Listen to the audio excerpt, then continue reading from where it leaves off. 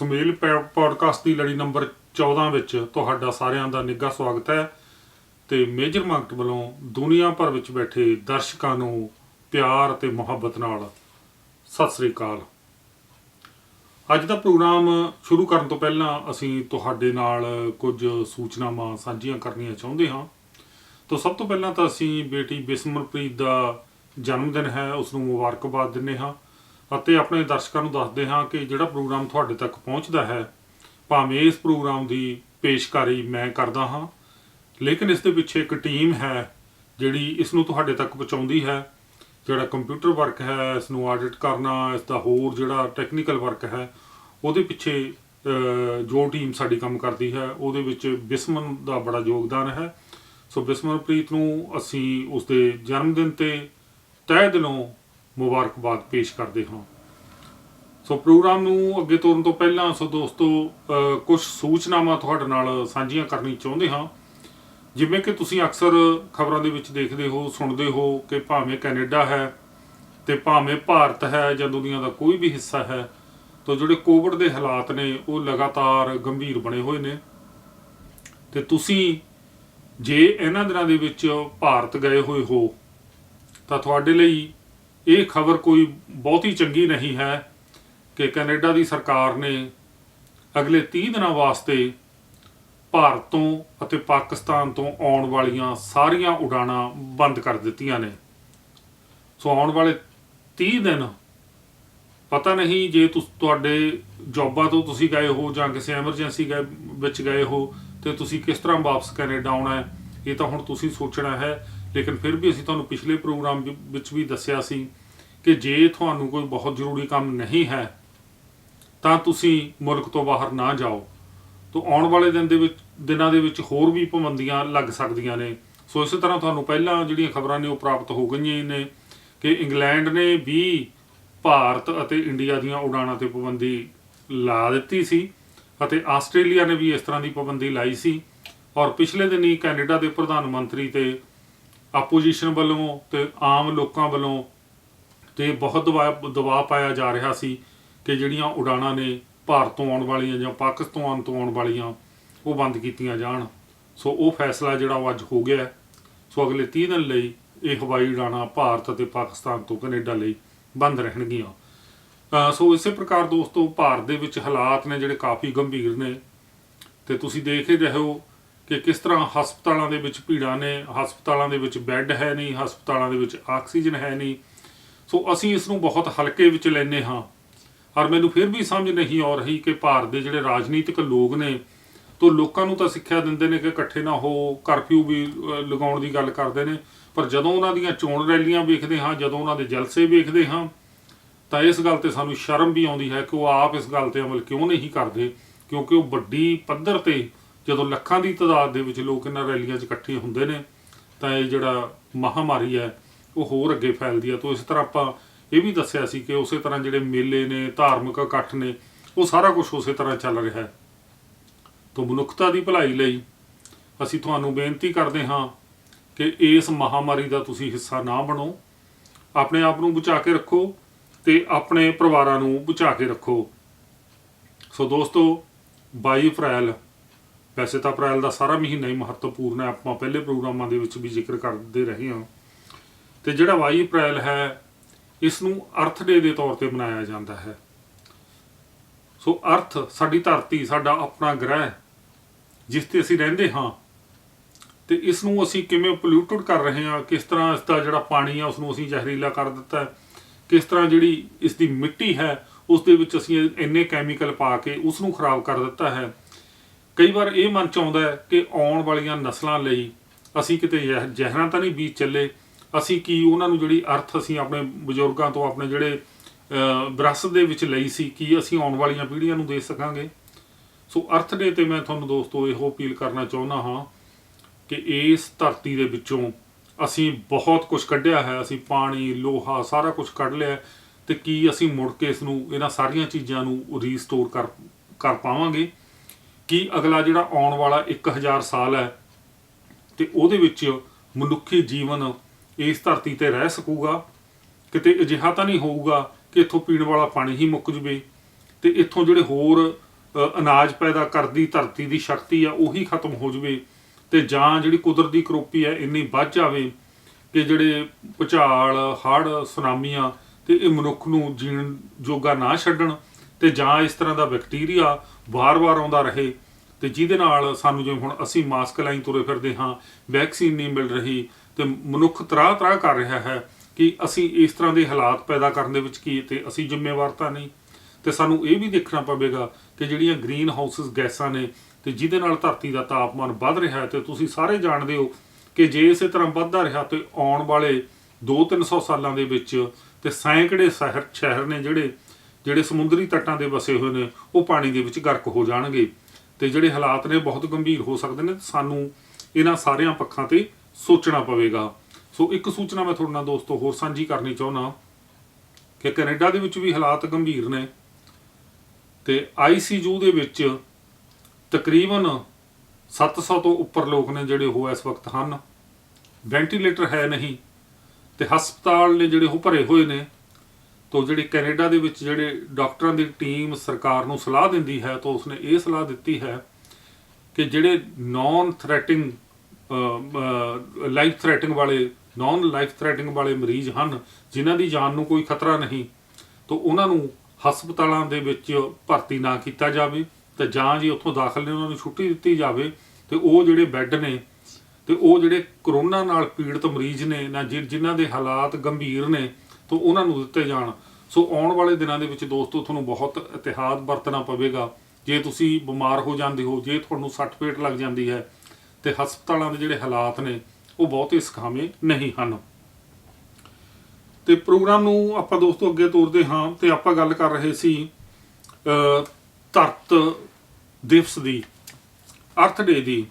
ਸੋ ਇਸ ਅਰਥ ਦੇ ਉੱਪਰ ਸਦੀਆਂ ਤੋਂ ਨਹੀਂ ਮੈਂ ਕਹਿ ਸਕਦਾ, ਮਤਲਬ ਹਜ਼ਾਰਾਂ ਸਾਲਾਂ ਤੋਂ ਜਿਹੜਾ ਮਨੁੱਖ ਰਹਿ ਰਿਹਾ ਹੈ। ਜਿੱਥੇ ਤੱਕ ਸਾਡੀ ਜਿਹੜੀ ਮੌਜੂਦਾ ਹਿਸਟਰੀ ਹੈ ਤੇ ਇਹਦਾ ਇਤਿਹਾਸ ਹੈ, ਕੋਈ ਤਕਰੀਬਨ 15,000 ਸਾਲ ਤੋਂ ਅਸੀਂ ਜਿਹੜਾ ਹੈਗਾ ਉਹ ਸਾਡੇ ਕੋਲ ਜਿਹੜਾ ਲਿਖਤਾਂ ਨੇ, ਇਤਿਹਾਸ ਹੈ, ਅਸੀਂ ਜਿਹਦੇ ਬਾਰੇ ਜਾਣਦੇ ਹਾਂ। ਪਰ ਇਹ ਨਹੀਂ ਪਤਾ ਇੱਥੇ ਮਨੁੱਖ ਕਿੰਨੀ ਕੁ ਦੇਰ ਤੋਂ ਰਹਿ ਰਿਹਾ ਹੈ। ਤੇ ਰਿਗਵੇਦ ਨੂੰ ਦੁਨੀਆ ਦੀ ਸਭ ਤੋਂ ਪਹਿਲੀ ਕਿਤਾਬ ਮੰਨਿਆ ਗਿਆ, ਤੇ ਰਿਗਵੇਦ ਤੋਂ ਬਾਅਦ ਜਿੰਨੇ ਵੀ ਗ੍ਰੰਥ ਲਿਖੇ ਗਏ ਨੇ ਧਾਰਮਿਕ, ਉਹ ਸਾਨੂੰ ਧਰਤੀ ਤੇ ਜੀਵਨ ਕਿਵੇਂ ਆਇਆ, ਕਿੱਥੋਂ ਆਇਆ, ਅਸੀਂ ਸਾਰੇ ਕਿੱਥੋਂ ਆਏ ਹਾਂ, ਕਿੱਥੇ ਨੂੰ ਜਾ ਰਹੇ ਹਾਂ, ਉਸ ਦਾ ਜਿਹੜਾ ਇੱਕ ਨਜ਼ਰੀਆ ਦਿੰਦੇ ਨੇ, ਉਹ ਇੱਕ ਵੱਖਰੇ ਦ੍ਰਿਸ਼ਟੀਕੋਣ ਤੋਂ ਦਿੰਦੇ ਨੇ। ਦੋਸਤੋ ਜਿਹੜੀ ਦੁਨੀਆ ਹੈ ਉਹ ਇਹਨਾਂ ਗੱਲਾਂ ਤੇ ਬਲੀਵ ਕਰਦੀ ਰਹੀ ਹੈ, ਭਾਵੇਂ ਬੁੱਧ ਧਰਮ ਸੀ, ਭਾਵੇਂ ਹਿੰਦੂ ਧਰਮ ਸੀ, ਗੁਰੂ ਗ੍ਰੰਥ ਸਾਹਿਬ ਤੱਕ, ਭਾਵੇਂ ਕੁਰਾਨ ਸ਼ਰੀਫ ਸੀ, ਤੌਰੇਤ ਸੀ, ਅੰਜੀਲ ਸੀ, ਬਾਈਬਲ ਸੀ, ਉਹਨੇ ਆਪਣਾ ਆਪਣਾ ਨਜ਼ਰੀਆ ਦਿੱਤਾ।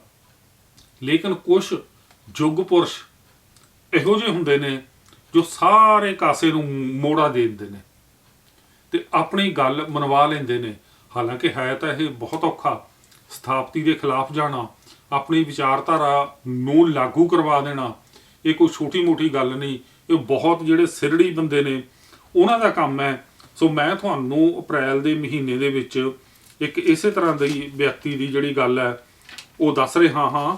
ਸੋ ਜਿਸ ਦਾ ਜਨਮ ਹੈ ਜਿਹੜਾ ਉਹ 12 ਫਰਵਰੀ 1809 ਨੂੰ ਹੋਇਆ ਸੀ, ਅਤੇ 19 ਅਪ੍ਰੈਲ 1982 ਨੂੰ ਉਹਨੇ ਇਸ ਸੰਸਾਰ ਤੋਂ ਵਿਦਾਇਗੀ ਲਈ ਸੀ। ਤੋ ਉਸ ਦਾ ਨਾਂ ਸੀ ਚਾਰਲਸ ਡਾਰਵਿਨ। ਚਾਰਲਸ ਡਾਰਵਿਨ ਨੇ ਬਹੁਤ ਖੋਜ ਕੀਤੀ, ਸਮੁੰਦਰੀ ਜਹਾਜ਼ਾਂ ਤੇ ਜਾ ਕੇ ਬੂਟਿਆਂ ਦੀ ਖੋਜ ਕੀਤੀ, ਪੌਦਿਆਂ ਦੀ, ਜੀਵਾਂ ਦੀ ਖੋਜ ਕੀਤੀ। ਤੋ ਡਾਰਵਿਨ ਹੀ ਹੈ ਸਾਨੂੰ ਦੱਸਣ ਵਾਲਾ ਕਿ ਇਸ ਧਰਤੀ ਤੇ ਜੀਵਨ ਦੀ ਸ਼ੁਰੂਆਤ ਕਿਵੇਂ ਹੋਈ, ਕਿਵੇਂ ਮਨੁੱਖ ਵੱਖ-ਵੱਖ ਪੜਾਵਾਂ ਚੋਂ ਲੰਘ ਕੇ ਤੇ ਅੱਜ ਦੇ ਮਨੁੱਖ ਤੱਕ ਪਹੁੰਚਿਆ। ਤੋਂ ਬਾਅਦ ਦੇ ਵਿੱਚ ਤਾਂ ਸੈਂਕੜੇ ਕਿਤਾਬਾਂ ਆਈਆਂ। ਸੋ ਜਿਸ ਤਰ੍ਹਾਂ ਮੈਂ ਤੁਹਾਨੂੰ ਪਹਿਲਾਂ ਵੀ ਦੱਸਿਆ ਸੀ ਕਿ ਯੂਵਲ ਨੋਹ ਹਰਾਰੀ ਨੇ ਜਿਹੜੀ ਕਿਤਾਬ ਲਿਖੀ ਹੈ ਉਹ ਸਾਰੀ ਡਾਰਵਿਨ ਦੀ ਥਿਊਰੀ ਤੇ ਹੀ ਨਿਰਭਰ ਹੈ। ਤੇ ਇਹ ਜਿਹੜੀ ਕਿਤਾਬ ਉਸਨੇ ਲਿਖੀ ਸੀ, ਜਿਸਨੇ ਦੁਨੀਆ ਨੂੰ ਇੱਕ ਨਵਾਂ ਰਸਤਾ ਵਿਖਾ ਦਿੱਤਾ, ਇੱਕ ਨਵੇਂ ਰਾਹ ਤੋੜ ਦਿੱਤਾ, ਉਹ ਸੀਗਾ ਦ ਓਰੀਜਨ ਆਫ ਸਪੀਸੀਜ਼ ਤੇ ਥਿਊਰੀ ਆਫ ਐਵੋਲੂਸ਼ਨ। ਤੇ ਉਹ ਉਹਨੇ ਦੇਤੀ, ਤੇ ਜਿਹਦੇ ਨਾਲ ਦੁਨੀਆ ਦੀ ਜਿਹੜੀ ਵਿਚਾਰਧਾਰਾ ਬਦਲ ਗਈ। ਤਾਂ ਮੈਂ ਸਾਡੇ ਦਰਸ਼ਕਾਂ ਨੂੰ ਇਹ ਕਹੂੰਗਾ ਕਿ ਚਾਰਲਸ ਡਾਰਵਿਨ ਨੂੰ, ਉਹਦੀਆਂ ਕਿਤਾਬਾਂ ਨੂੰ, ਜਾਂ ਦਾ ਓਰੀਜਨ ਆਫ ਸਪੀਸੀਜ਼, ਇਹ ਜਿਹੜੀਆਂ ਕਿਤਾਬ ਹੈ ਇਸ ਨੂੰ ਜ਼ਰੂਰ ਪੜ੍ਹੋ। ਤੇ ਜ਼ਿੰਦਗੀ ਨੂੰ ਸਮਝਣ ਦੀ ਕੋਸ਼ਿਸ਼ ਕਰੋ। ਠੀਕ ਹੈ, ਸਾਡੇ ਜਿਹੜੇ ਵਿਸ਼ਵਾਸ ਨੇ ਉਹਨਾਂ ਦੇ ਵਿੱਚ ਇੱਕ ਨਵਾਂ ਜਿਹੜਾ ਰਸਤਾ ਹੈ ਖੁੱਲ੍ਹਦਾ ਦੁਨੀਆ ਨੂੰ ਸਮਝਣ ਦਾ, ਧਰਤੀ ਨੂੰ ਵੇਖਣ ਦਾ, ਇੱਕ ਨਵੀਂ ਵਿੰਡੋ ਦੇ ਵਿੱਚ ਵੇਖਣ ਦਾ। ਤੇ ਫਿਰ ਸਾਨੂੰ ਪਤਾ ਲੱਗਦਾ ਕਿ ਕਿਵੇਂ ਮਨੁੱਖ ਨੇ ਲੱਖਾਂ ਸਾਲ ਜੰਗਲਾਂ ਦੇ ਵਿੱਚ ਰਹਿ ਕੇ ਇੱਕ ਹੋਮੋਸੇਪੀਅਨ ਤੋਂ ਲੈ ਕੇ ਅੱਜ ਦੇ ਮਨੁੱਖ ਤੱਕ ਤੋਂ ਕਿਹੜੇ ਕਿਹੜੇ ਪੜਾਵਾਂ ਦੇ ਵਿੱਚੋਂ ਜਿਹੜਾ ਮਨੁੱਖ ਹੈ ਉਹ ਲੰਘਿਆ। ਸੋ ਇਸ ਧਰਤੀ ਨੂੰ ਦੋਸਤੋ ਬਹੁਤ ਸਾਰੇ ਲੋਕ ਨੇ ਜਿਨ੍ਹਾਂ ਨੇ ਖੂਬਸੂਰਤ ਬਣਾਇਆ, ਰਹਿਣਯੋਗ ਬਣਾਇਆ, ਜਾਂ ਇੱਥੇ ਇਸ ਤਰ੍ਹਾਂ ਦੀ ਵਿਚਾਰਧਾਰਾ ਲੈ ਕੇ ਆਏ ਨੇ ਤੇ ਜਿਹੜੀ ਨੇ ਸਾਡੇ ਜੀਵਨ ਨੂੰ ਹੋਰ ਸੁੰਦਰ ਬਣਾਇਆ, ਧਰਤੀ ਨੂੰ ਰਹਿਣਯੋਗ ਬਣਾਇਆ ਹੈ। ਤੇ ਜਦੋਂ ਮੈਂ ਇਹ ਗੱਲ ਕਰਦਾ ਹਾਂ ਤਾਂ ਸਾਹਿਤ ਦੀ ਵੀ ਗੱਲ ਕਰ ਲੈਂਦੇ ਹਾਂ, ਪੰਜਾਬੀ ਸਾਹਿਤ ਦੇ ਵਿੱਚ ਗੱਲ ਕਰ ਲੈਂਦੇ ਹਾਂ।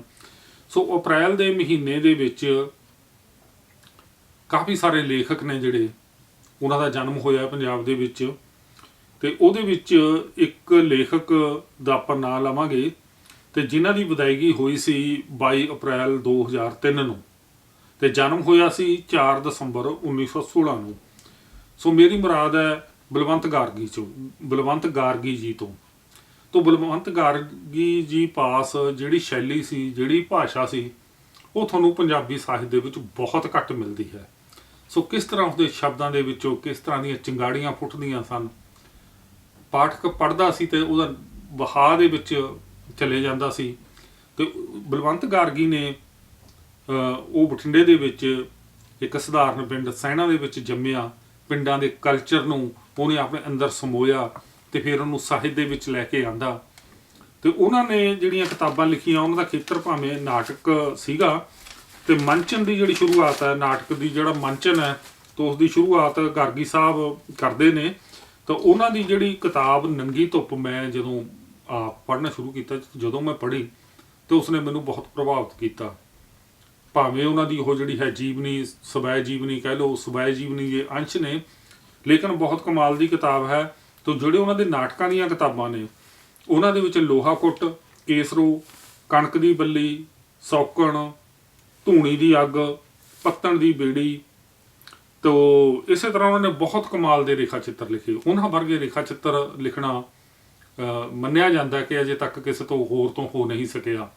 ਤੇ ਭਾਵੇਂ ਸੁਰਮੇ ਵਾਲੀ ਅੱਖ ਹੋਵੇ, ਭਾਵੇਂ ਕੌਡੀਆਂ ਵਾਲਾ ਸੱਪ ਹੋਵੇ, ਤੋ ਕਮਾਲ ਦੇ ਰੇਖਾ ਚਿੱਤਰ ਸਨ। ਤੇ ਉਹਨਾਂ ਨੇ ਜਿਹੜਾ ਹੈਗਾ ਪੰਜਾਬੀ ਰੰਗਮੰਚ ਦੀ ਨੀਂਹ ਰੱਖੀ। ਤੇ ਜਦੋਂ ਆਪਾਂ ਗੱਲ ਕਰਦੇ ਹਾਂ ਕਿ ਅਨੂਪਮ ਖੇਰ, ਕਿਰਨ ਖੇਰ, ਇਹ ਸਾਰੇ ਬਲਵੰਤ ਗਾਰਗੀ ਜੀ ਦੇ ਵਿਦਿਆਰਥੀ ਸਨ। ਸੋ ਇਸੇ ਤਰ੍ਹਾਂ ਦੋਸਤੋ ਅਪ੍ਰੈਲ ਦੇ ਮਹੀਨੇ ਦੇ ਵਿੱਚ ਇੱਕ ਹੋਰ ਲੇਖਕ ਸਾਡੇ ਨਾਲ ਸਾਨੂੰ ਯਾਦ ਦਿਵਾਉਂਦਾ ਹੈ ਉਸ ਸਮੇਂ ਦੀ। ਸੋ ਇਸ ਲੇਖਕ ਨੂੰ ਮੈਂ ਜਦੋਂ 9ਵੀਂ ਕਲਾਸ ਵਿੱਚ ਪੜ੍ਹਦਾ ਸੀ ਤੇ ਗੀਤ ਇਸ ਦੇ ਕੰਨੀ ਪਏ ਤੇ ਮੈਨੂੰ ਇਸ ਨੂੰ ਵੇਖਣ ਦਾ ਤੇ ਸੁਣਨ ਦਾ ਮੌਕਾ ਮਿਲਿਆ। ਪਹਿਲੀ ਵਾਰ ਮੈਂ 9ਵੀਂ ਜਮਾਤ 'ਚ ਪੜ੍ਹਦੇ ਨੇ ਇਹਨਾਂ ਨੂੰ ਦੁਰਾਹੇ ਸੁਣਿਆ, ਤੇ ਜਿੱਥੇ ਭਾਜੀ ਗੁਰਸ਼ਰਨ ਸਿੰਘ ਦੇ ਡਰਾਮੇ ਹੋਏ ਸੀ ਤੇ ਉੱਥੇ ਸੰਤ ਰਾਮ ਉਦਾਸੀ ਜੀ ਵੀ ਪਹੁੰਚੇ ਸਨ। ਸੰਤ ਰਾਮ ਉਦਾਸੀ ਜੀ ਦਾ ਜਿਹੜਾ ਜਨਮ ਹੈ ਉਹ 20 ਅਪ੍ਰੈਲ 1939 ਨੂੰ ਹੁੰਦਾ ਹੈ ਤੇ ਵਿਦਾਇਗੀ 6 ਨਵੰਬਰ 1986 ਨੂੰ ਹੁੰਦੀ ਹੈ। ਤੇ ਉਹਨਾਂ ਦਾ ਜਿਹੜਾ ਪਿੰਡ ਸੀ ਰਾਏਸਰ, ਸੰਗਰੂਰ ਦੇ ਕੋਲ ਸੀ। ਤੇ ਇਹਨਾਂ ਦੇ ਜਿਹੜੇ ਗੀਤ ਸੀ, ਇੱਕ ਦੌਰ ਸੀ ਜਦੋਂ ਨੌਜਵਾਨਾਂ ਦੇ ਵਿੱਚ ਤੇ ਜਿਹੜਾ ਮਜ਼ਦੂਰ ਵਰਗ ਸੀ, ਤਾਂ ਜਿਹੜੀਆਂ ਪਛੜੀਆਂ ਹੋਈਆਂ ਆਪਾਂ ਸ਼੍ਰੇਣੀਆਂ ਕਹਿੰਦੇ ਆ, ਉਹਨਾਂ ਦੇ ਉਤਸ਼ਾਹ ਦੇ ਵਿੱਚ ਵਾਧਾ ਕਰਨ ਲਈ ਤੇ ਸਾਨੂੰ ਇਨਸਾਨੀਅਤ ਨਾਲ ਜੋੜਨ ਦੇ ਲਈ ਇਹਨਾਂ ਦਾ ਬੜਾ ਯੋਗਦਾਨ ਰਿਹਾ। ਤੋ ਸੰਤ ਰਾਮ ਉਦਾਸੀ ਜੀ ਦੀਆਂ ਕਿਤਾਬਾਂ ਲਹੂ ਭਿੱਜੇ ਬੋਲ, ਸੈਨਤਾਂ, ਚੌ ਨੁਕਰੀਆ ਪੰਜਾਬੀ ਸਾਹਿਤ ਦੇ ਵਿੱਚ ਹਨ। ਤੇ ਜਦੋਂ ਵੀ ਤੁਹਾਨੂੰ ਵਕਤ ਮਿਲਿਆ, ਤੇ ਮੈਂ ਕਿਤਾਬਾਂ ਤੁਹਾਨੂੰ ਸਾਰੀਆਂ ਦਿਖਾ ਨਹੀਂ ਸਕਦਾ ਕਿਉਂਕਿ ਆਪਣੇ ਕੋਲ ਸਮੇਂ ਦੀ ਕਿੱਲਤ ਹੁੰਦੀ ਹੈ, ਲੇਕਿਨ ਤੁਸੀਂ ਇਹਨਾਂ ਨੂੰ ਪੜ੍ਹਨਾ ਜ਼ਰੂਰ। ਸੋ ਇਸੇ ਪ੍ਰਕਾਰ ਅਪ੍ਰੈਲ ਮਹੀਨੇ ਨਾਲ ਜੁੜੀ ਹੋਈ ਮੈਂ ਤੁਹਾਨੂੰ ਇੱਕ ਹੋਰ ਸ਼ਖਸੀਅਤ ਦੀ ਗੱਲ ਕਰਦਾ ਹਾਂ, ਤੋ ਜਿਨ੍ਹਾਂ ਦਾ ਨਾਮ ਹੈ ਗਿਆਨੀ ਦਿੱਤ ਸਿੰਘ। ਇਹ ਬਹੁਤ ਵੱਡੇ ਫਿਲਾਸਫਰ ਸਨ। ਭਾਵੇਂ ਇਹਨਾਂ ਨੇ ਸਿੱਖ ਧਰਮ ਬਾਰੇ ਬਹੁਤ ਕਮਾਲ ਦੀਆਂ ਕਿਤਾਬਾਂ ਤੇ ਲੇਖ ਲਿਖੇ, ਪਰ ਤੁਸੀਂ ਹੈਰਾਨ ਹੋਵੋਗੇ ਕਿ ਇਹ 51 ਸਾਲ ਦੀ ਉਮਰ ਦੇ ਵਿੱਚ ਵਿਦਾਇਗੀ ਲੈ ਗਏ। 51 ਸਾਲ ਦੀ ਉਮਰ ਤੱਕ ਇਹਨਾਂ ਨੇ 70 ਕਿਤਾਬਾਂ ਲਿਖੀਆਂ। ਤੇ ਇਹਨਾਂ ਦਾ ਜਨਮ 21 ਅਪ੍ਰੈਲ 1850 ਨੂੰ ਪੰਜਾਬ ਦੇ ਬੱਸੀ ਪਠਾਣਾ ਦੇ ਵਿੱਚ ਹੁੰਦਾ ਹੈ, ਅਤੇ ਇਹਨਾਂ ਦੀ ਜਿਹੜੀ ਮੌਤ ਹੈ 1901 ਦੇ ਵਿੱਚ ਲਾਹੌਰ ਵਿੱਚ ਹੁੰਦੀ ਹੈ। ਖਾਲਸਾ ਅਖਬਾਰ ਅਤੇ ਦੁਰਗਾ ਪ੍ਰਬੋਧ ਇਹਨਾਂ ਦੀਆਂ ਪੜ੍ਹਨਯੋਗ ਪੁਸਤਕਾਂ ਨੇ। ਸਾਰੀਆਂ ਹੀ ਪੁਸਤਕਾਂ ਕਮਾਲ ਦੀਆਂ ਨੇ। ਤੇ ਇੱਕ ਇਹਨਾਂ ਦੀ ਦਇਆਨੰਦ ਨਾਲ ਬਹਿਸ ਹੈ, ਜਿਹੜੇ ਆਰੀਆ ਸਮਾਜੀ ਸਨ, ਤੇ ਉਹ ਵੀ ਕਹਿੰਦੇ ਸੁਣਨਯੋਗ ਹੈ। ਤੇ ਤੁਸੀਂ ਇਹਨਾਂ ਦੀਆਂ ਕਿਤਾਬਾਂ ਕਿਤੋਂ ਵੀ ਮਿਲਦੀਆਂ ਨੇ ਗਿਆਨੀ ਦਿੱਤ ਸਿੰਘ ਦੀਆਂ, ਤੇ ਉਹਨਾਂ ਨੂੰ ਜ਼ਰੂਰ ਪੜ੍ਹੋ ਤੇ ਇੱਕ ਵੱਖਰੇ ਨਜ਼ਰੀਏ ਤੋਂ ਧਰਮ ਨੂੰ, ਸਮਾਜ ਨੂੰ ਵੇਖਣ ਦੀ ਕੋਸ਼ਿਸ਼ ਕਰੋ। ਸੋ ਦੋਸਤੋ, ਆਪਾਂ ਕੁਝ ਹੋਰ ਖਬਰਾਂ ਵੀ ਇੱਧਰਲੀਆਂ ਸਾਂਝੀਆਂ ਕਰਦੇ ਹਾਂ। ਤੇ ਤੁਹਾਨੂੰ ਪਤਾ ਹੋਵੇਗਾ ਕਿ ਕੁਝ ਟਾਈਮ ਪਹਿਲਾਂ ਅਮਰੀਕਾ ਦੇ ਵਿੱਚ ਇੱਕ ਨਸਲਵਾਦੀ ਘਟਨਾ ਵਾਪਰੀ ਸੀ। ਘਟਨਾਵਾਂ ਤਾਂ ਅਕਸਰ ਵਾਪਰਦੀਆਂ ਰਹਿੰਦੀਆਂ ਨੇ, ਲੇਕਿਨ ਕੁਝ ਘਟਨਾਵਾਂ ਅਜਿਹੀਆਂ ਹੁੰਦੀਆਂ ਨੇ ਜੋ ਇੱਕ ਲਹਿਰ ਨੂੰ ਜਨਮ ਦੇ ਦਿੰਦੀਆਂ ਨੇ।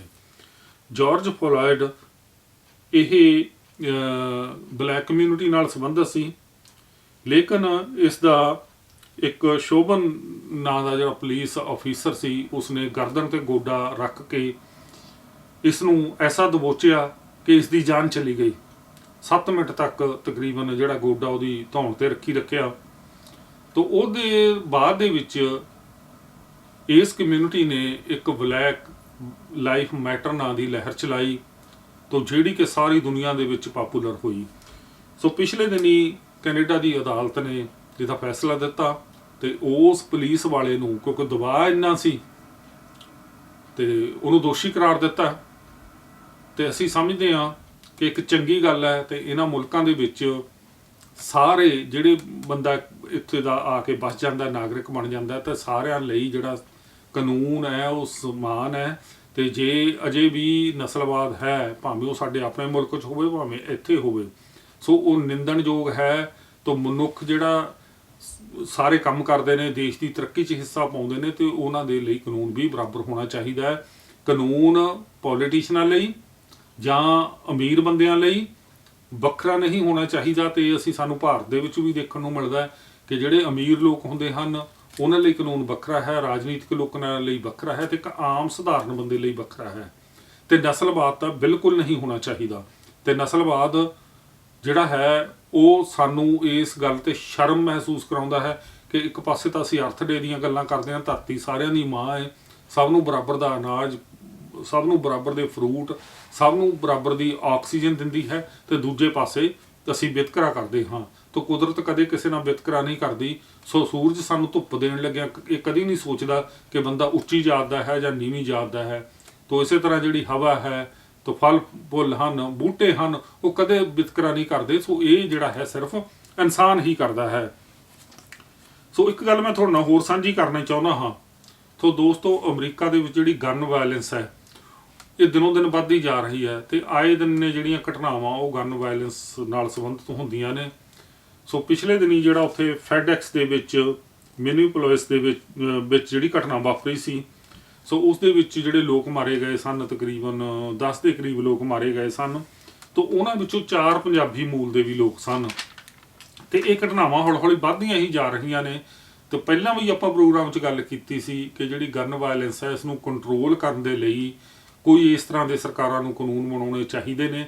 ਨਿਹੱਥੇ ਲੋਕ, ਤੁਸੀਂ ਆਪ ਸੋਚੋ ਕਿ ਸਾਡਾ ਵੀ ਮੈਂਬਰ ਹੋ ਸਕਦਾ ਹੈ ਤੇ ਘਰੋਂ ਕੰਮ ਤੇ ਜਾਂਦਾ ਹੈ, ਆਪਣੀ ਰੋਜੀ ਰੋਟੀ ਕਮਾਉਣ ਲਈ ਜਾਂਦਾ ਹੈ, ਆਪਣੇ ਘਰ ਚਲਾਉਣ ਲਈ ਜਾਂਦਾ ਹੈ, ਆਪਣੇ ਬੱਚਿਆਂ ਨੂੰ ਐਜੂਕੇਸ਼ਨ ਦੇਣ ਲਈ ਜਾਂਦਾ, ਤੇ ਉੱਥੇ ਕੋਈ ਸਿਰ ਫਿਰਿਆ ਗੋਲੀ ਚਲਾ ਕੇ ਬੇਕਸੂਰ ਲੋਕਾਂ ਨੂੰ ਮਾਰ ਦੇਵੇ, ਤਾਂ ਕਿੰਨਾ ਜਿਹੜਾ ਦੁੱਖ ਦਾ ਤੁਹਾਨੂੰ ਅਹਿਸਾਸ ਹੁੰਦਾ ਹੈ। ਸੋ ਇਹ ਘਟਨਾਵਾਂ ਬਿਲਕੁਲ ਨਹੀਂ ਹੋਣੀਆਂ ਚਾਹੀਦੀਆਂ। ਅਸੀਂ ਅਮਰੀਕਾ ਸਰਕਾਰ ਨੂੰ ਜਾਂ ਉਹਨਾਂ ਲੋਕਾਂ ਨੂੰ ਜਿਹੜੇ ਹਥਿਆਰ ਚੁੱਕੀ ਫਿਰਦੇ ਨੇ, ਤਾਂ ਅਸੀਂ ਉਹਨਾਂ ਨੂੰ ਬੇਨਤੀ ਕਰਦੇ ਹਾਂ ਕਿ ਇਸ ਤਰ੍ਹਾਂ ਨਹੀਂ ਹੋਣਾ ਚਾਹੀਦਾ, ਤੇ ਸਰਕਾਰ ਇਹਨਾਂ ਲੋਕਾਂ ਨੂੰ ਨੱਥ ਪਾਵੇ। ਤੇ ਇਸੇ ਤਰ੍ਹਾਂ ਮੈਂ ਪੰਜਾਬੀ ਦੀ ਜਦੋਂ ਗੱਲ ਕਰਦਾ, ਪੰਜਾਬੀ ਸੰਗੀਤ ਦੇ ਵਿੱਚ ਵੀ ਮੈਂ ਇਹ ਸਿੰਗਰ ਨੇ, ਜਿਹੜੇ ਸਾਡੇ ਗਾਇਕ ਨੇ, ਉਹਨਾਂ ਨੂੰ ਬੇਨਤੀ ਕਰਦਾ ਹਾਂ ਕਿ ਉਹ ਹਥਿਆਰਾਂ ਨੂੰ ਤੇ ਨਸ਼ਿਆਂ ਨੂੰ ਪ੍ਰਮੋਟ ਨਾ ਕਰਨ। ਤੇ ਹੁਣ ਤਾਂ ਚਲੋ ਕਰੋਨਾ ਹੈ, ਪਿਛਲੇ ਜਦੋਂ ਕਰੋਨਾ ਨਹੀਂ ਸੀਗਾ, ਸੋ ਕਿਵੇਂ ਲੋਕ ਮੈਰਿਜ ਪੈਲਸਾਂ 'ਚ ਜਾ ਕੇ ਹਵਾਈ ਫਾਇਰ ਕਰਦੇ ਸੀ, ਸੋ ਕਿਸ ਤਰ੍ਹਾਂ ਦੇ ਗੀਤ ਸੁਣਦੇ ਸੀ, ਇਹ ਅਸੀਂ ਨਵੀਂ ਪੀੜ੍ਹੀ ਨੂੰ ਕੀ ਦੇ ਰਹੇ ਹਾਂ। ਇਹ ਸਾਡੀ ਵਿਰਾਸਤ ਨਹੀਂ ਹੈ, ਸਾਨੂੰ ਇਹਨਾਂ ਚੀਜ਼ਾਂ ਤੇ ਰੋਕ ਲਾਉਣੀ ਪਊਗੀ। ਸੋ ਦੋਸਤੋ, ਕੁਝ ਜਿਹੜੀਆਂ ਖਬਰਾਂ ਨੇ ਮੈਂ ਤੁਹਾਡੇ ਨਾਲ ਉਹ ਸਪੇਸ ਬਾਰੇ ਸਾਂਝੀਆਂ ਕਰਨੀਆਂ ਚਾਹੁੰਦਾ, ਕਿਉਂਕਿ ਦੋਸਤ ਨੇ ਜਿਹੜੇ ਉਹਦੇ ਬਾਰੇ ਵੀ ਜਾਣਨਾ ਚਾਹੁੰਦੇ ਨੇ। ਨਾਸਾ ਨੇ ਪਹਿਲਾਂ ਤਾਂ ਚੰਦਰਮਾ ਤੇ ਕਦਮ ਰੱਖੇ ਸੀ, ਤਾਂ ਪਿਛਲੇ ਕਾਫੀ ਟਾਈਮ ਤੋਂ ਨਾਸਾ ਜਿਹੜੀ ਕੋਸ਼ਿਸ਼ ਕਰ ਰਿਹਾ ਹੈ ਕਿ ਮਾਰਸ ਤੇ, ਮੰਗਲ ਗ੍ਰਹਿ ਤੇ ਮਨੁੱਖ ਦਾ ਜਿਹੜਾ ਉਤਾਰਾ ਕਰਾਇਆ ਜਾਵੇ। ਭਾਵੇਂ ਇਹ ਸੰਭਵ ਨਹੀਂ ਹੋ ਸਕਿਆ, ਲੇਕਿਨ ਨਾਸਾ ਨੇ ਇਹ ਇੰਨਾ ਕੁ ਜ਼ਰੂਰ ਕਰ ਲਿਆ ਹੈ ਕਿ ਉੱਥੇ ਜਿਹੜਾ ਆਪਣਾ ਰੋਵਰ ਹੈ ਮਾਰਸ ਤੇ ਖੋਜ ਕਰਨ ਦੇ ਲਈ ਭੇਜ ਦਿੱਤਾ, ਤੇ ਜਿਹੜਾ ਕਿ ਇਹ ਖੋਜ ਕਰੇਗਾ ਕਿ ਧਰਤੀ ਤੋਂ ਪਹਿਲਾਂ, ਹੁਣ ਤਾਂ ਮੈਂ ਜਿਵੇਂ ਪਹਿਲਾਂ ਵੀ ਦੱਸਿਆ ਸੀ ਕਿ ਸਾਡੇ ਸੌਰ ਮੰਡਲ ਦੇ ਵਿੱਚ ਜੀਵਨ ਨਹੀਂ, ਕਿ ਕੀ ਕਿਤੇ ਮੰਗਲ ਗ੍ਰਹਿ ਦੇ ਉੱਪਰ ਪਹਿਲਾਂ ਮਨੁੱਖੀ ਵਸੋਂ ਕਿਤੇ ਰਹੀ ਤਾਂ ਨਹੀਂ, ਕੀ ਮੰਗਲ ਗ੍ਰਹਿ ਤੇ ਪਾਣੀ ਸੀ, ਜਿੱਥੇ ਪਾਣੀ ਹੋਵੇਗਾ ਜਾਂ ਵਾਤਾਵਰਨ ਹੋਵੇਗਾ ਤਾਂ ਉੱਥੇ ਜਿਹੜਾ ਹੈ ਮਨੁੱਖੀ ਵਸੋਂ ਵੀ ਹੋ ਸਕਦੀ ਹੈ, ਹੋਰ ਜੀਵ ਜੰਤੂ ਵੀ ਹੋ ਸਕਦੇ ਨੇ। ਸੋ ਉਹਦੀ ਖੋਜ ਕਰ ਰਿਹਾ। ਤਾਂ ਇਹ ਜਿਹੜਾ ਰੋਵਰ ਜਾਂ ਜਿਹੜਾ ਉੱਥੇ ਭੇਜਿਆ ਗਿਆ ਸੀ, ਤੇ ਇਸੇ ਦੇ ਜ਼ਰੀਏ ਉੱਥੇ ਨਾਸਾ ਨੇ ਇੱਕ ਹੈਲੀਕਾਪਟਰ ਭੇਜਿਆ ਸੀ। ਸੋ ਉਸ ਹੈਲੀਕਾਪਟਰ ਨੇ ਦੋਸਤੋ ਪਿਛਲੇ ਹਫ਼ਤੇ ਪਹਿਲੀ ਉਡਾਨ ਭਰੀ ਮਾਰਸ ਦੇ ਉੱਪਰ। ਸੋ ਇਹ ਮਨੁੱਖ ਦੀ ਬਹੁਤ ਵੱਡੀ ਪ੍ਰਾਪਤੀ ਹੈ, ਇੱਕ ਇਤਿਹਾਸਕ ਕਦਮ ਹੈ। ਜੇ ਅਸੀਂ ਧਰਤੀ ਤੇ ਬੈਠੇ ਮੰਗਲ ਗ੍ਰਹਿ ਤੇ ਹੈਲੀਕਾਪਟਰ ਉਡਾ ਸਕਦੇ ਹਾਂ ਉੱਥੋਂ ਦੀ ਖੋਜ ਲਈ, ਤਾਂ ਇਹ ਕੋਈ ਛੋਟੀ ਮੋਟੀ ਗੱਲ ਨਹੀਂ। ਤਾਂ ਆਉਣ ਵਾਲੇ ਸਮੇਂ ਦੇ ਵਿੱਚ ਹੋ ਸਕਦਾ ਉਦੋਂ ਤੱਕ ਅਸੀਂ ਜਿਉਂਦੇ ਨਾ ਹੋਈਏ ਤੇ ਮਾਰਸ ਦੇ ਉੱਪਰ ਮਨੁੱਖੀ ਕਲੋਨੀ ਬਣੇਗੀ। ਧਰਤੀ ਤੋਂ ਬਾਅਦ ਜੇ ਕਿਤੇ ਜੀਵਨ ਜਾਏਗਾ ਤਾਂ ਉਹ ਮਾਰਸ ਤੇ ਜਾ ਸਕਦਾ ਹੈ, ਭਾਵੇਂ ਉਸ ਵਕਤ ਤੱਕ ਅਸੀਂ ਜਿਉਂਦੇ ਨਾ ਹੋਈਏ। ਲੇਕਿਨ ਕੋਈ ਸਮਾਂ ਆਵੇਗਾ ਜਦੋਂ ਤੁਸੀਂ ਛੁੱਟੀਆਂ ਕੱਟਣ, ਵਕੇਸ਼ਨਾਂ ਮਨਾਉਣ, ਧਰਤੀ ਤੋਂ ਇਲਾਵਾ ਕਿਸੇ ਹੋਰ ਗ੍ਰਹਿ ਤੇ ਵੀ ਜਾ ਸਕੋਗੇ। ਸੋ ਜਿਸ ਤਰ੍ਹਾਂ ਤੁਸੀਂ ਜਾਣਦੇ ਹੋ ਕਿ ਸਪੇਸ ਐਕਸ ਜਿਹੜਾ ਹੈਗਾ ਉਹ ਕਿੰਨੇ ਗੇੜੇ ਹੁਣ ਲਾਉਂਦਾ ਸਾਲ ਦੇ ਵਿੱਚ। ਕਦੇ ਉਹ ਜਿਹੜੇ ਐਸਟਰੋਨੌਟਸ ਨੇ ਉਹਨਾਂ ਨੂੰ ਲੈ ਕੇ ਉੱਪਰ ਜਾਂਦਾ ਹੈ, ਕਦੇ ਉਹ ਕਾਰਗੋ ਲੈ ਕੇ ਜਾਂਦਾ ਹੈ, ISS ਤੱਕ ਜਾਂਦਾ ਹੈ, ਇੰਟਰਨੈਸ਼ਨਲ ਸਪੇਸ ਸਟੇਸ਼ਨ ਹੈ ਜਿਹੜਾ ਉਹਦੇ ਤੱਕ ਜਾਂਦਾ ਹੈ। ਤੇ ਕਿਵੇਂ ਜਿਹੜਾ ਹੈਗਾ ਉਹ ਤੁਹਾਨੂੰ ਜਿਹੜਾ ਹੈਗਾ ਸਪੇਸ ਦੀ ਸੈਰ ਵੀ ਕਰਵਾਏਗਾ ਆਉਣ ਵਾਲੇ ਸਮੇਂ ਦੇ ਵਿੱਚ। ਜੇ ਤੁਹਾਡੇ ਕੋਲੇ ਕਾਫੀ ਜ਼ਿਆਦਾ ਪੈਸਾ ਹੈ ਤਾਂ ਤੁਸੀਂ ਜਿਹੜਾ ਹੈਗਾ ਸਪੇਸ ਪੁਲਾੜ ਦੇ ਵਿੱਚ ਵੀ ਜਾ ਸਕਿਆ ਕਰੋਗੇ। ਸੋ ਦੋਸਤੋ, ਇਸ ਜਿਹੜੀਆਂ ਵਿਗਿਆਨਕ ਖਬਰਾਂ ਨੇ ਇਹਦੇ ਨਾਲ ਹੀ ਮੈਂ ਤੁਹਾਨੂੰ ਇੱਕ ਖਬਰ ਹੋਰ ਸਾਂਝੀ ਕਰਦੇ ਹਾਂ ਕਿ ISS ਇੰਟਰਨੈਸ਼ਨਲ ਸਪੇਸ ਸੈਂਟਰ, ਜੋ ਕਿ ਧਰਤੀ ਤੋਂ ਤਕਰੀਬਨ 420 ਕਿਲੋਮੀਟਰ ਉੱਪਰ ਘੁੰਮਦਾ ਹੈ ਤੇ ਜਿਹੜਾ ਕਿ 24 ਘੰਟੇ ਦੇ ਵਿੱਚ 16 ਗੇੜੇ ਧਰਤੀ ਦੇ ਆਲੇ ਦੁਆਲੇ ਲਵਾਉਂਦਾ ਹੈ। ਤੇ ਇਹਦੇ ਬਾਰੇ ਮੈਂ ਤੁਹਾਨੂੰ ਕਦੇ ਪੂਰਾ ਪ੍ਰੋਗਰਾਮ ਕਰੂੰਗਾ ਤੇ ਦੱਸੂਗਾ ਕਿ ਕਿੰਨੀਆਂ ਜਿਹੜੀਆਂ ਪ੍ਰਾਪਤੀਆਂ ਨੇ ਉਸਨੇ ਪਿਛਲੇ ਟਾਈਮ ਤੋਂ ਕੀਤੀਆਂ ਨੇ। ਤੇ ਇਹ ਤਕਰੀਬਨ ਇਸ ਨੂੰ ਉੱਪਰ ਗਿਆ ਕਾਫੀ ਸਮਾਂ ਹੋ ਚੁੱਕਿਆ ਹੈ ਤੇ 20 ਨਵੰਬਰ 1998 ਦੇ ਵਿੱਚ ਇਸ ਨੂੰ ਸਪੇਸ ਦੇ ਵਿੱਚ ਭੇਜਿਆ ਗਿਆ ਸੀ, ਤੋਂ ਅਜੇ ਤੱਕ ਕੰਮ ਕਰ ਰਿਹਾ ਹੈ। ਇਹ ਅਮਰੀਕਾ, ਰਸ਼ੀਆ ਤੇ ਹੋਰ ਦੇਸ਼ਾਂ ਦਾ ਜਿਹੜਾ ਸਾਂਝਾ ਮਿਸ਼ਨ ਸੀਗਾ। ਤੋਂ 2025 ਤੱਕ ਰੂਸ ਹੈ ਜਿਹੜਾ ਇਸ ਤੋਂ ਵੱਖ ਹੋ ਜਾਏਗਾ ਤੇ ਆਪਣਾ ਜਿਹੜਾ ਸਟੇਸ਼ਨ ਹੈ, ਆਪਣੀ ਜਿਹੜੀ ਲੈਬੋਰਟਰੀ ਹੈਗੀ ਆ, ਉਹਨੂੰ ਸਪੇਸ ਦੇ ਵਿੱਚ ਭੇਜੇਗਾ। ਤਾਂ ਉਸ ਦੇ ਨਾਲ ਜਿਹੜਾ ਹਾਲਾਤ ਹੈ ਉਹ ਹੋਰ ਬਦਲਣਗੇ। ਸੋ ਮੈਨੂੰ ਯਾਦ ਆਉਂਦਾ ਹੈ 1961 ਦਾ ਸਾਲ, ਜਦੋਂ ਯੂਰੀ ਗੈਗਰਨ ਪਹਿਲੀ ਵਾਰ ਪੁਲਾੜ ਦੇ ਵਿੱਚ ਗਿਆ ਸੀ, ਉਹਨੇ ਪਹਿਲੀ ਉਡਾਨ ਭਰੀ ਸੀ। ਤੋਂ ਉਸ ਤੋਂ ਬਾਅਦ ਮਨੁੱਖ ਲਗਾਤਾਰ ਕੋਸ਼ਿਸ਼ਾਂ ਕਰਦਾ ਰਿਹਾ ਹੈ ਤੇ ਇਹਨਾਂ 60 ਸਾਲਾਂ ਦੇ ਵਿੱਚ ਜਿੰਨੇ ਸਪੇਸ ਮਿਸ਼ਨ ਗਏ ਨੇ, ਜਿੰਨੇ ਬ੍ਰਹਿਮੰਡ ਨਾਲ ਸੰਬੰਧਿਤ ਖੋਜਾਂ ਹੋਈਆਂ ਨੇ, ਜਿੰਨੇ ਐਸਟਰੋਨੌਟ ਗਏ ਨੇ, ਕਈਆਂ ਦੀਆਂ ਜਾਨਾਂ ਵੀ ਗਈਆਂ। ਤੋਂ ਆਪਾਂ ਆਉਣ ਵਾਲੇ ਸਮੇਂ ਦੇ ਵਿੱਚ ਪ੍ਰੋਗਰਾਮ ਕਰਾਂਗੇ। ਤੋਂ ਉਹਨਾਂ ਸਾਰਿਆਂ ਨੂੰ ਸਾਡਾ ਸਿਰ ਝੁਕਦਾ ਹੈ, ਸਾਰਿਆਂ ਨੂੰ ਸਾਡਾ ਸਲਾਮ ਹੈ, ਕਿਉਂਕਿ ਮਨੁੱਖ ਨੂੰ ਬਚਾ ਕੇ ਰੱਖਣਾ। ਆਹ ਜਿਹੜੀਆਂ ਤੁਸੀਂ ਦੇਖਦੇ ਹੋ, ਇਹ ਜਿਹੜਾ ਤੁਸੀਂ ਟੈਲੀਵਿਜ਼ਨ ਦੇਖਦੇ ਹੋ, ਜਿਹੜੇ ਤੁਹਾਡੇ ਫੋਨ ਤੇ ਸਿਗਨਲ ਆ ਰਹੇ ਨੇ, ਤੋਂ ਆਹੀ ਅਮਰੀਕਾ, ਕੈਨੇਡਾ, ਜਿੱਥੋਂ ਮਨੁੱਖ ਕਈ ਸਾਲ ਭਾਰਤ ਨਹੀਂ ਸੀ ਜਾ ਸਕਦਾ, ਜਿੰਨੇ ਤੁਹਾਡੇ GPS ਚੱਲਦੇ ਨੇ, ਇਹ ਸਾਰੇ ਤਾਂ ਹੀ ਸੰਭਵ ਹੋ ਸਕੇ ਨੇ ਜੇ ਪੁਲਾੜ ਦੇ ਵਿੱਚ ਉਪਗ੍ਰਹਿ ਭੇਜੇ ਗਏ ਤੇ ਜਿਹੜੇ ਸਾਡੇ ਸਿਗਨਲ ਨੇ ਉਹਨਾਂ ਨੂੰ ਲੈ ਕੇ ਮੁੜ ਕੇ ਫੇਰ ਧਰਤੀ ਤੇ ਪਹੁੰਚਾਉਂਦੇ ਨੇ। ਅੱਜ 1 ਸਕਿੰਟ ਦੇ ਵਿੱਚ ਅਸੀਂ ਦੁਨੀਆ ਦੇ ਕਿਸੇ ਦੇ ਵੀ ਹਿੱਸੇ 'ਚ ਗੱਲ ਕਰ ਸਕਦੇ ਹਾਂ ਤੇ ਸਾਨੂੰ ਇਸ ਤਰ੍ਹਾਂ ਲੱਗਦਾ ਜਿਵੇਂ ਕੁਝ ਵੀ ਦੂਰ ਨਹੀਂ, ਧਰਤੀ ਇੱਕ ਛੋਟੀ ਜਿਹੀ ਬਾਲ ਦੀ ਤਰ੍ਹਾਂ ਲੱਗਦੀ ਹੈ। ਤੇ ਦੋਸਤੋ, ਇਹ ਤਾਂ ਹੀ ਸੰਭਵ ਹੋ ਸਕਿਆ ਜੇ ਇਹਨਾਂ ਲੋਕਾਂ ਦਾ, ਇਹਨਾਂ ਵਿਗਿਆਨੀਆਂ ਦਾ ਇਹਦੇ ਵਿੱਚ ਯੋਗਦਾਨ ਹੈ। ਸੋ ਦੋਸਤੋ, ਪ੍ਰੋਗਰਾਮ ਦਾ ਸਮਾਂ ਜਿਹੜਾ ਉਹ ਸਮਾਪਤੀ ਵੱਲ ਹੈ। ਤੋਂ ਮੈਂ ਤੁਹਾਨੂੰ ਅੰਤ ਤੇ ਇਹੀ ਕਹੂੰਗਾ ਕਿ ਕੋਵਿਡ ਦੇ ਜਿਹੜੇ ਹਾਲਾਤ ਨੇ ਉਹ ਕਾਫੀ ਗੰਭੀਰ ਨੇ। ਭਾਰਤ ਦੇ ਵਿੱਚ ਹਾਲਾਤ ਬਹੁਤ ਖਰਾਬ ਨੇ ਤੇ ਤੁਸੀਂ ਆਪਣੇ ਆਪ ਨੂੰ ਬਚਾ ਕੇ ਰੱਖੋ। ਤੁਸੀਂ ਕੋਸ਼ਿਸ਼ ਕਰੋ ਕਿ ਤੁਸੀਂ ਜੇ ਬਹੁਤ ਜ਼ਰੂਰੀ ਨਹੀਂ ਹੈਗਾ ਤਾਂ ਟਰੈਵਲ ਨਾ ਕਰੋ। ਤੇ ਇਸੇ ਤਰ੍ਹਾਂ ਤੁਸੀਂ ਆਪਣੀ ਸਿਹਤ ਨੂੰ ਬਚਾ ਕੇ ਰੱਖੋ ਤਾਂ ਕਿ ਤੁਹਾਨੂੰ ਇਹਨਾਂ ਦਿਨਾਂ ਦੇ ਵਿੱਚ ਹਸਪਤਾਲ ਨਾ ਜਾਣਾ ਪਵੇ। ਹਸਪਤਾਲਾਂ ਦੇ ਵਿੱਚ ਜਿਹੜੀ ਸਥਿਤੀ ਆ ਉਹ ਬਹੁਤ ਖਰਾਬ ਹੈ। ਜੇ ਅਜੇ ਤੱਕ ਤੁਸੀਂ ਆਪਣੀ ਵੈਕਸੀਨ ਨਹੀਂ ਲਈ, ਵੈਕਸੀਨ ਲਓ, ਮਾਸਕ ਪਾ ਕੇ ਰੱਖੋ ਤੇ ਜਿੰਨੇ ਪ੍ਰੀਕਾਸ਼ਨਸ ਨੇ ਉਹ ਵਰਤੋ। ਤੇ ਇੱਕ ਵਾਰੀ ਫੇਰ ਦੱਸ ਦਿੰਦਾ ਹਾਂ ਕਿ ਜਿਹੜੇ ਭਾਰਤ ਦੇ ਵਿੱਚ ਲੋਕ ਗਏ ਹੋਏ ਨੇ ਜ਼ਰੂਰੀ ਕੰਮਾਂ ਲਈ, ਜਿਨ੍ਹਾਂ ਨੇ ਵਾਪਸ ਕੰਮਾਂ ਤੇ ਆਉਣਾ ਸੀ ਤੇ ਉਡਾਣਾਂ ਨੇ ਜਿਹੜੀਆਂ ਅਗਲੇ 30 ਦਿਨ ਲਈ ਬੰਦ ਕਰ ਦਿੱਤੀਆਂ ਗਈਆਂ ਨੇ। ਘਬਰਾਉਣ ਦੀ ਕੋਈ ਲੋੜ ਨਹੀਂ ਤੇ ਤੁਸੀਂ ਆਪਣੀ ਟਰੈਵਲ ਏਜੰਸੀ ਨਾਲ, ਕੈਨੇਡੀਅਨ ਅੰਬੈਸੀ ਨਾਲ ਜਾਂ ਹੋਰ ਲੋਕਾਂ ਨਾਲ ਸਲਾਹ ਕਰੋ ਤੇ ਉਹਨਾਂ ਨੂੰ ਪੁੱਛੋ ਕਿ ਤੁਹਾਡੇ ਵਾਪਸ ਆਉਣ ਦਾ ਕੀ ਪ੍ਰਬੰਧ ਹੋ ਸਕਦਾ ਹੈ।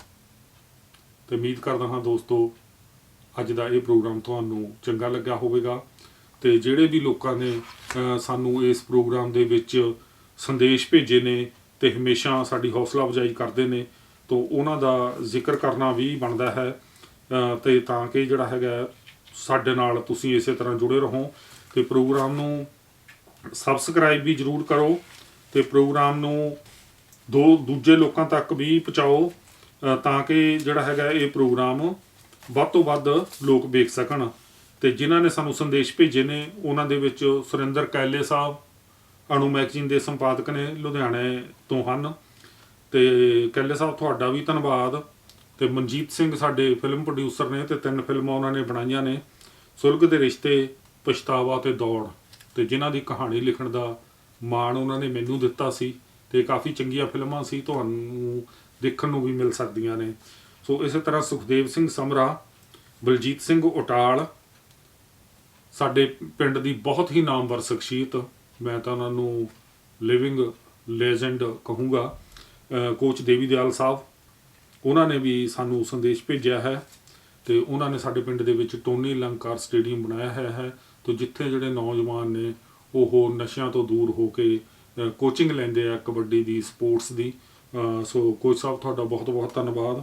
ਇਸੇ ਤਰ੍ਹਾਂ ਹਿੰਮਤ ਸਿੰਘ ਕੈਲੀਫੋਰਨੀਆ, ਅਮਰਪਾਲ ਸਿੰਘ ਮਾਂਗਟ ਸਾਹਿਬ, ਉਹਨਾਂ ਨੇ ਵੀ ਸਾਨੂੰ ਸੰਦੇਸ਼ ਭੇਜਿਆ। ਬਲਜੀਤ ਕੌਰ ਦਿੱਲੀ ਤੋਂ ਡਾਕਟਰ ਅਰਵਿੰਦਰ ਕੌਰ, ਇਹ ਆਲੋਚਕ ਨੇ ਜੀ ਸਾਡੇ ਇੱਥੇ ਦੇ, ਤਾਂ ਉਹਨਾਂ ਨੇ ਵੀ ਸਾਨੂੰ ਸੰਦੇਸ਼ ਭੇਜਿਆ ਤੇ ਪ੍ਰੋਗਰਾਮ ਨੂੰ ਪਸੰਦ ਕੀਤਾ ਹੈ। ਤਾਂ ਮੈਂ ਤੁਹਾਡਾ ਸਾਰਿਆਂ ਦਾ ਧੰਨਵਾਦ ਕਰਦਾ ਹਾਂ ਤੇ ਅੰਤ ਤੇ ਇਹੋ ਕਹਿੰਦਾ ਹਾਂ ਕਿ ਸੁਰੱਖਿਅਤ ਰਹੋ, ਆਪਣੇ ਆਪ ਨੂੰ ਬਚਾ ਕੇ ਰੱਖੋ, ਆਪਣੀਆਂ ਫੈਮਲੀਆਂ ਨੂੰ, ਆਪਣੇ ਸਮਾਜ ਨੂੰ, ਤੇ ਉਹਨਾਂ ਦੀ ਜਿਹੜੀ ਸੁਰੱਖਿਅਤਾ ਹੈ ਉਹ ਤੁਹਾਡੇ ਆਪਣੇ ਹੱਥ ਦੇ ਵਿੱਚ ਹੈ। ਤਾਂ ਦੋਸਤੋ ਫਿਰ ਆਗਿਆ ਲੈਂਦੇ ਹਾਂ। ਮੇਜਰ ਮੰਗਟ ਵੱਲੋਂ ਤੁਹਾਨੂੰ ਸਾਰਿਆਂ ਨੂੰ ਸਤਿ ਸ੍ਰੀ ਅਕਾਲ।